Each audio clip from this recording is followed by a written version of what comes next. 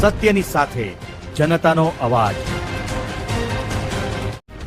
આપ જોઈ રહ્યા છો 24 ન્યૂઝ નેટવર્ક। તાજા સમાચાર, ઝડપી અપડેટ અને સચોટ માહિતી 24 ન્યૂઝ નેટવર્ક સમાચાર સૌથી પહેલા। ગેસની કાળાબજારીનો મોટો ખેલ, ઓગળના વડામાં ગેરકાયદેસર રિફિલિંગ ઝડપાયું। બનાસકાંઠા જિલ્લાના ઓગળના વડા વિસ્તારમાં ગેરકાયદેસર ગેસ રિફિલિંગના કૌભાંડનો થરા પોલીસે પર્દાફાશ કરતા સમગ્ર પંથકમાં ચકચાર મચી ગઈ છે। ગેસની તંગી વચ્ચે ઘરેલું ગેસ સિલિન્ડરની કાળાબજારી થતી હોવાની ચોક્કસ બાતમી મળતા પોલીસે દરોડો પાડી કાર્યવાહી હાથ ધરી હતી।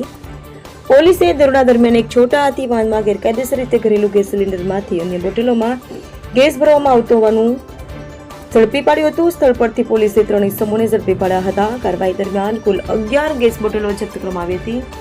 સાથે જ વાહનમાંથી ગેસ વગરની 5 ખાલી બોટલો પણ મળી આવી હતી। પોલીસે રિફિલિંગ માટે ઉપયોગમાં લેવાતા સાધનો, પાઇપ તેમજ વાહન સહિત કુલ રૂપિયા 2.49 લાખથી વધુનો મુદ્દામાલ કબજે કર્યો હોવાનું જાણવા મળ્યું છે। પ્રાથમિક તપાસમાં સામે આવ્યું છે કે ગેસની અછતનો લાભ લઈ ગેરકાયદેસર રીતે ઘરેલું સિલિન્ડરની કાળાબજારી કરવામાં આવતી હતી। આ પ્રકારનું ગેરકાયદેસર રિફિલિંગ અત્યંત જોખમી માનવામાં આવે છે, કારણ કે આવી પ્રવૃત્તિ દરમિયાન આગ લાગવાની અથવા વિસ્ફોટ જેવી ગંભીર દુર્ઘટના સર્જાવાની શક્યતા રહેતી હોય છે।